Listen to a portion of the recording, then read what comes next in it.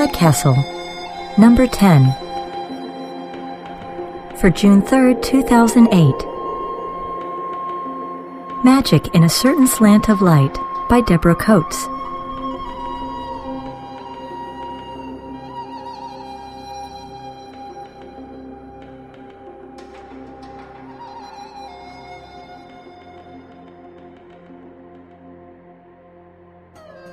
Welcome to Podcastle. I'm Ann Leckie. The word Zeppelin originally referred to airships produced by the Zeppelin Company. These days, it's used as a generic term for an airship, also called a dirigible, with a rigid frame. Zeppelins have enjoyed something of a vogue lately. That might be due to there being an intriguing what-if moment in recent history. For a while, airships seemed like the most advanced thing going in transportation technology, but by the Second World War, dirigibles were a thing of the past. The event most emblematic of the demise of the dirigible was the burning of the Hindenburg. In May of 1937, the Hindenburg was being moored at Lakehurst Naval Air Station in New Jersey when it suddenly burst into flame. There are a number of theories to explain why it did, and why it burned so quickly and furiously. The airship was completely destroyed in less than a minute. Static electricity is the most commonly named culprit, but as for what the spark actually ignited, well, the ship was inflated with hydrogen and may or may not have sprung a leak shortly before landing, and the fabric hull was painted with what was essentially solid rocket fuel, which may or may not have been sufficiently flammable. For more information on the various theories, check out the Wikipedia entry on the Hindenburg. It's hard not to see Zeppelins as a technological direction that never was, and that makes them almost automatically intriguing. I'm also amused by the fact that in 1897, and again in the early 20th century, there was a string of UFO reports. Most witnesses didn't think they'd seen men from Mars, but they all said they'd seen dirigibles. It's barely possible that actual dirigibles were in the air at those particular times and places, though it's unlikely. But what intrigues me most about the reports is that faced with strange lights in the night sky, witnesses interpreted what they saw as belonging to what was, to them, the most sophisticated flying machines they could imagine. Today's story is Magic in a Certain Slant of Light by Deborah Coates. She lives in Iowa and works in information technology. Her stories have appeared in Strange Horizons, Asimov's, and sci fiction.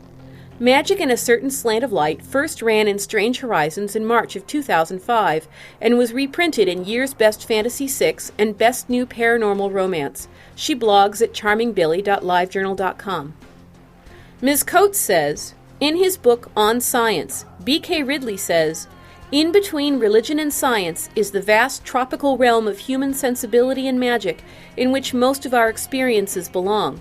The magic, like the Pythagorean music of the spheres, unperceived not because we lack fine enough senses, but because it is all around us and we take it for granted.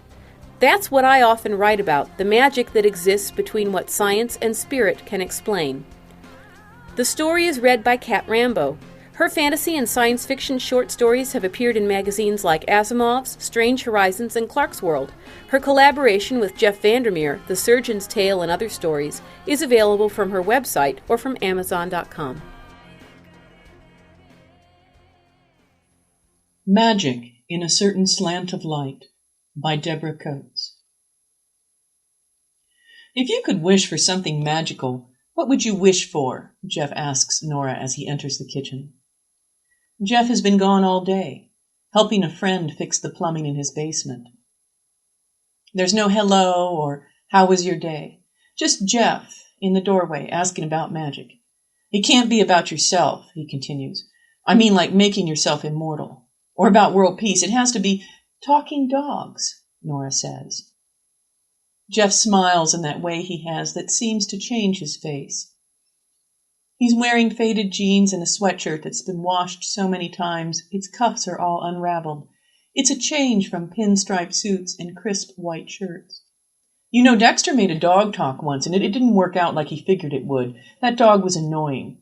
Well, I don't know how to tell you this. Nora chops onions under running water, then transfers them to the frying pan on the stove. But I don't rely on Dexter's laboratory for my scientific knowledge. Talking dogs are not scientific. Yeah, magical. Nora turns the heat up on the pan and looks through the cupboards for the spices that she needs. She swears that they're never where she put them, no matter how often she returns them to their proper place. That's what we were talking about, right? Magic? You tell me, what would you wish for? Zeppelins, he says without hesitation. Zeppelins actually exist.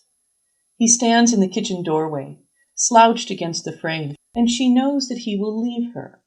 There is something in the way he looks, a shadow in his eye that wasn't there yesterday or even this morning. And it almost kills her, like being stabbed right through the heart, because he's the only one she ever really loved. Zeppelins, he says, crossing to her and putting his arms around her waist from behind as she turns back to the stove, are a collective figment of the imagination. Zeppelins are totally possible. Plus, you can ride in one. He kisses the back of her neck, and it feels like the soft brush of sun-warmed honey. Bring me a Zeppelin, he says. His words murmur against her skin as he talks, and she can feel his smile through the small hairs along the nape of her neck. Then I'll believe you. Bring me a talking dog. He pulls her away from the stove and kisses her again, this time on the lips. After a minute, she turns off the stove, and they go into the bedroom, where they make love under the covers for hours, until hunger drives them back to the kitchen at midnight to eat cold noodles and ice cream from the container. Then he kisses her again with lips that taste like vanilla beans and curry, and laughs when she wrinkles her nose at him. He plants a line of kisses along her nose and down her chest, setting up a cool shiver along her spine. She wants him more than ever, wants him right now on the kitchen table. She grabs the waistband of his sweatpants to pull him toward her, and kisses him so hard that it feels entirely possible for the two of them to meld completely. But she still knows, before the year is through, that he will leave her. The students in Physics 101 call her Dr. No, as in Dr. Nora, but also Dr. Knows All, Sees All, and possibly the James Bond villain, because she can tell Susan in the 12th row back to stop necking with her boyfriend Gianni without ever looking up from her notes. She tells them it's just fun with mirrors, half-seen images that reflect against the whiteboard and the metal edges of things in the room. They don't tell her what she doesn't even know herself, that no matter where they sit, whether she's looked up from her notes or has her head turned to the whiteboard, she knows where each and every student sits and calls on them by name. Today's lecture is on thermal energy, and she's given it enough times before that she only half thinks about it as she talks. Her eyes scan the room, her right hand writes notes, mostly on the overhead, but sometimes on the board. She thinks about Jeff and wonders what he's doing. Indications are that he will make partners soon, and she wonders if that will be it, the thing that makes him leave her. Occasionally she thinks that she will ask him. I know that you will leave, she'll say, but I don't know why. Nora Holt, where have you been keeping yourself? In the faculty dining hall, Sarah Long, professor of English, approaches Nora's table. She wears flowing clothes that sweep back from her body when she walks, as if she's always facing into the wind. Many years ago at another university, Sarah and Nora were roommates, an unlikely mismatched pair, but they have remained friends ever since, eventually meeting up again when they both got professorships here. Nora smiles up at her. I don't think I'm the one that's been hiding, she says. I eat here every day.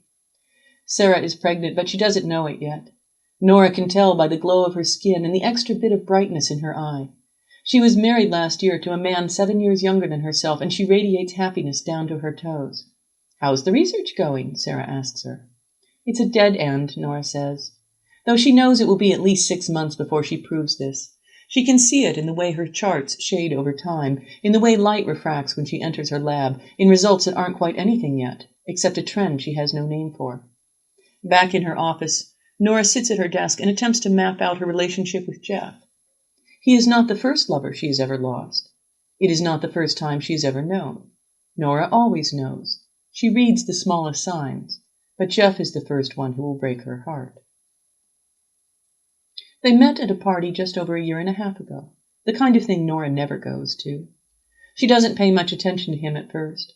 He is too tall, too thin, too well-dressed. She likes short, straight-shouldered men who wear loose-fitting blue jeans and clay-colored polo shirts. Late in the evening, past the time when Nora's usually politely bowed out, she finds herself next to him, leaning against the railing of the backyard deck, listening to the increasingly desperate laughter of 3 women in the living room, whose husbands will divorce them before the year is over. "My name is Jeff," he says to her. At the very same moment, Nora says, "Leslie Walker is about to explode all over her husband." "Literally explode?" Jeff asks. Nora looks at him for what may be the first time that evening. "It will be very messy," she says with a straight face, "and they will be picking pieces out of the carpet for months." Jeff grins.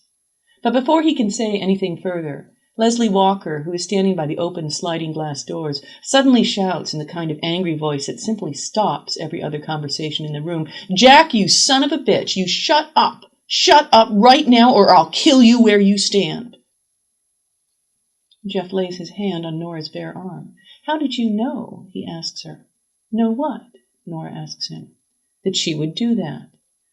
"I could tell by the tone of her voice, by the way she was standing, by the other conversations in the room around her."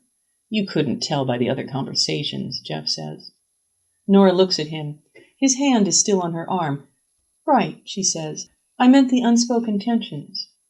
"Ah," he says, "the unspoken tensions." And she is sure he doesn't notice that his hand runs down her arm and his thumb gently strokes her wrist. He doesn't say much of anything else to her. 5 minutes later, he's saying his goodbyes to the host and hostess and offering to drive Jack Walker home. Nora watches him walk out the door, not quite guiding Jack's unsteady progress, and isn't sure why she's watching him, or why she can still feel a tingle across the bones of her wrist, as if he's somehow been in contact with more than just her skin. There are 8 bones in the wrist: pisiform, triquetrum, lunate, hamate, capitate, trapezoid, trapezium, and scaphoid. The scaphoid is the one that usually breaks. Nora doesn't know which one is tingling. It's possible they all are. Maybe it's muscle or nerve instead of bone. But it's a new feeling for Nora, warm and cold both at once. She isn't sure she likes it. He's too tall, she tells herself, too thin and too well dressed. She doesn't want him. She doesn't picture him standing at the base of her bed, pulling a faded red t-shirt off over his head. She doesn't imagine him touching her, making her whole body tingle the way her wrist does. She doesn't. He's not her type at all. At dinner, Jeff brings up talking dogs again. "Say I could invent talking dogs," he says. He's still wearing his shirt and tie from work, though the tie is loose and hanging crooked. Jeff, the professional, always looks perfectly put together, perfectly cool when he leaves the house in the morning to go to work. Nora prefers Jeff at home, slouched and casual, like a secret only she has access to. "Okay, see," she says to him, leaning on the table, "if you invent them, it's not magical, it's science." "If science says they can't exist," Jeff counters, "but I still manage to invent them." "If science says they can't exist, you can't invent them," Nora tells him. "Science makes life simple. Things that can't happen don't." "Science makes life simple for you, you mean," Jeff says, but with a smile that erases any bite the words might have. "No," Nora wants to tell him, "it doesn't. It doesn't make life simple at all." "What about my Zeppelin?" he asks later. "I hope you're working on that." "Zeppelins exist," Nora says, somewhat absent-mindedly, working out a problem for tomorrow's class. "Where's the magic?" Jeff asks her. And it doesn't occur to Nora until later that he might have left off talking about Zeppelins right then. Nora goes running in the morning. She used to run every day back before Jeff, before she had anything much to think about besides science and her next class and maybe ducking committee meetings. Now she runs once a week, maybe. She enjoys it. She can feel the world open up when she runs. Possibilities become endless. It's only after she stops, after she takes a quick shower and dresses for the workday, that she knows Jeff will leave her, that her department chair is going to announce his retirement in the next 3 weeks, that she will catch 3 students cheating on her next exam. Between classes, she gets on the internet and searches for "the science of love," and then doesn't visit any of the websites her search pulls up. "Why do men leave women?" she asks Jeff that night after dinner is over and the dishes are washed. She asks it as if it's a big question. All men and all women and all the things they do. As if it has nothing to do with them. They are sitting on the couch together, she against one arm and he propped against the other, their legs intertwined. Jeff is reading the evening paper and his reply is absent-minded. "Which men?" "Any men, ever." Nora is exasperated. It has taken courage and planning to ask this question, as if asking manifests reality, and he isn't taking her seriously. Jeff folds down the newspaper. People leave, he says seriously. Men, women. It's all the same. They leave because they leave. Most of them think they can explain it. We never agreed on anything. He was too controlling. She never listened. But nearly always the real reason is both smaller and larger than any of those things. It's research says, Nora begins earnestly. Oh, research. Jeff shrugs and the motion rustles his paper. Research can tell you anything. Nora bites her tongue on a long speech about scientific method and framing questions and double blinds and statistics because she knows it won't help the current situation. I'm still working on that talking dog thing, Jeff says 5 minutes later from behind the paper. Nora doesn't really hear him.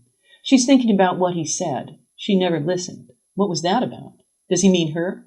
If she asked him, she knows he would say it was just an example. But it must be true. Why else would he say it? She thinks she listens. She intends to listen. But maybe she doesn't. Maybe this is why he leaves her. What did you just say? She asks him, a shade of desperation in her voice. What? He lowers the paper. What did you just say? About what? Never mind. The next morning, as Jeff is tying his tie, he asks her casually, if I bring you a talking dog, will you get me my Zeppelin?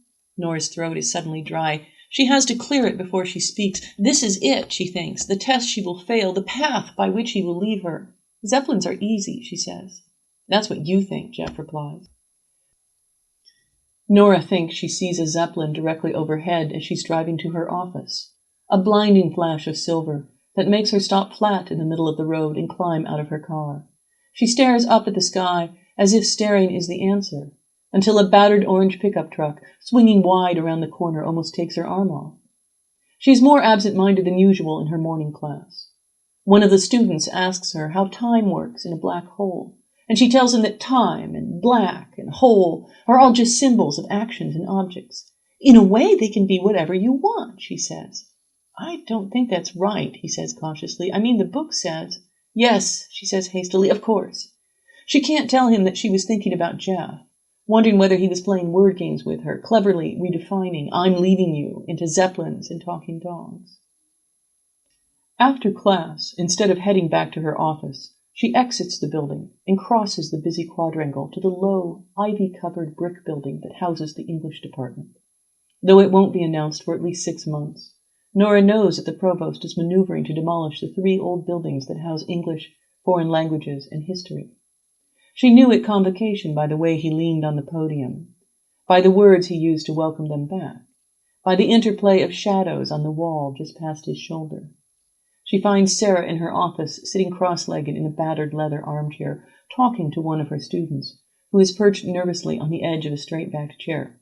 Look, it's quite simple, really, Sarah is saying to the student. Find out what your character wants most, and then take it away from them. What? The student asks, a frown creasing her earnest forehead. What will they do? Sarah asks. When what they want most in the world is gone, what will your character do? Nora stands in the doorway, her breath caught in her throat.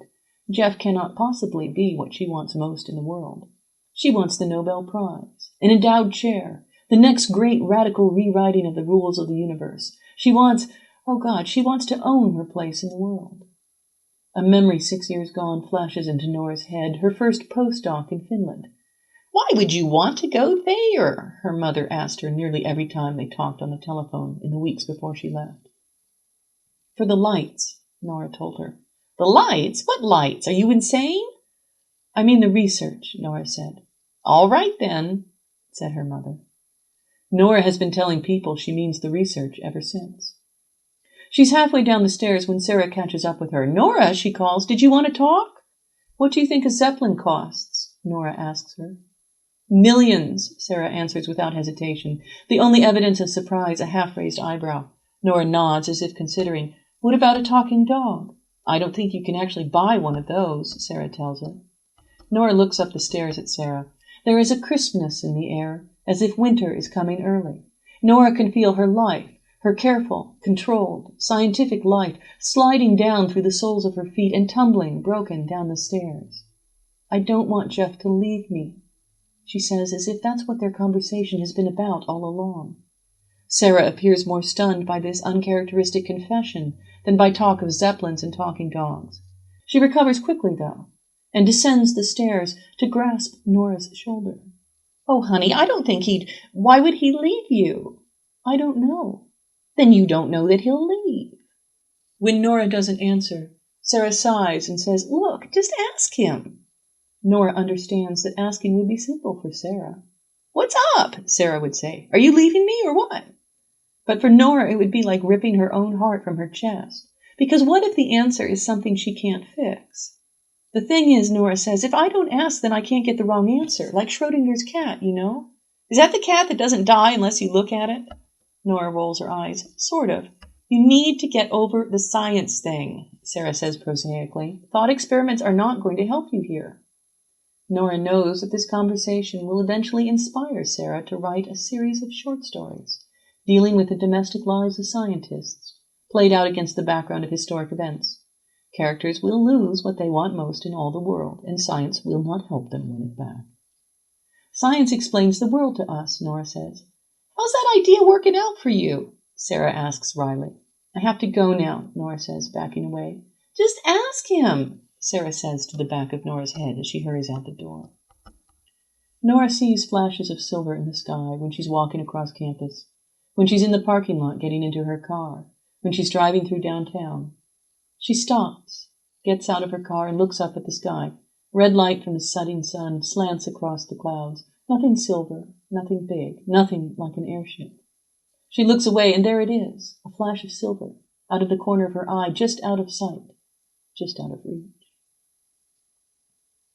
Nora gets back in her car and drives to the park, where she parks in the nearly empty lot and walks out into the middle of the open green. She stands there for 27 minutes until the sun has completely faded from the sky, until the shadows have spread from horizon to horizon, until the moon rises. Nora leaves her car behind and walks across the park. The moon is 3/4 full, and the light it casts is so silver that it turns the shadows blue. There's a nip in the air, like the promise of winter, but the breeze is warm.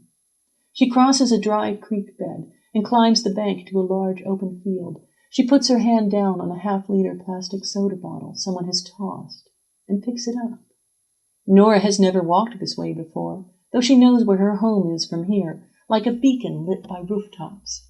Scattered throughout the field are tall stalks of dried grass that look silver in the moonlight.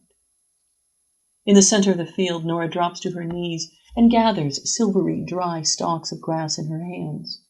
The moon shadows and brightens. As clouds like wispy cobwebs filter across the sky, Nora winds strands of grass around the plastic bottle in her hands, weaves silver in and out, length to length. She discovers to her surprise that she is crying, as if what she's doing is both destroying and creating the world. When she's finished, she holds the long cylinder, woven all around with grass from the field, up to the moonlight. It is very light, and seems to nearly float in the soft breeze. It glows like bioluminescent plankton, like the afterglow of rocket engines, like the eyes of wolves in wilderness. She walks the rest of the way home, which seems to take longer than it should, carrying her prize gently in her hands. She comes to the house from the back and stands for a moment on the porch, looking into the kitchen through the window. Jeff is standing at the counter, his jacket off and his tie askew. His hands are flat against the counter, and his head is hanging, as if he's staring at his own hands. Nora wonders what he's thinking. Is he wondering where she is, or has he not yet noticed that she's gone? She wipes dried tears from her cheeks, takes a deep breath, and walks into the kitchen, holding her woven grass soda bottle Zeppelin in one hand behind her back. Jeff looks up when the door opens and smiles, that breathtaking smile that Nora can scarcely bear. It slams her heart like a hammer, like a promise and a threat, and she's not sure which one's a good thing. Where have you? Jeff begins. I brought you something, Nora says at the same time. She brings it out from behind her back and shows him what she's created. Your Zeppelin. There's a moment of silence. Jeff takes the grass and soda bottle creation and holds it at arm's length, turning it slightly in his hands. You may have to squint, Nora says, tilting her head to the side, or look at it in the moonlight, maybe. Jeff just stands there silently and looks at the object in his hands. It looks so crude, just broken stalks of grass, that Nora wants to cry. She's rarely been so foolish, so fooled, because it really looked, out in the moonlight, like something magic and silver, and Jeff takes her hand and pulls her outside. On the open back porch, moonlight slants across the whitewashed plank floor. Jeff holds the woven grass soda bottle in the open palm of his right hand. In the moonlight, the awkward strands of dried grass seem to knit themselves together into a smooth whole that swallows the shape-holding soda bottle and becomes something that encompasses the world, something so right in the space and time in which it exists that it becomes more than its components, an extension of the moonlight, and seems to float on its own just above Jeff's hand. Jeff stares at it for several minutes, his other hand still clasping Nora's, as if the connection is as important as the silver object in his hand.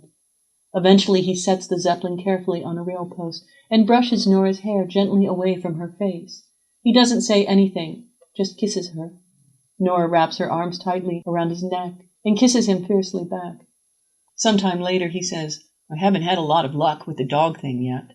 Nora laughs. "Don't worry about it," she says. Nora knows that within the next 6 months, Jeff will take on a pro bono property case for a family in Montana he's never met. He will hike through 3 canyons on the border between Montana and Canada with a local survey crew, lose track of the arbitrary lines between one country and the next, and find an entire valley that no one has ever mapped.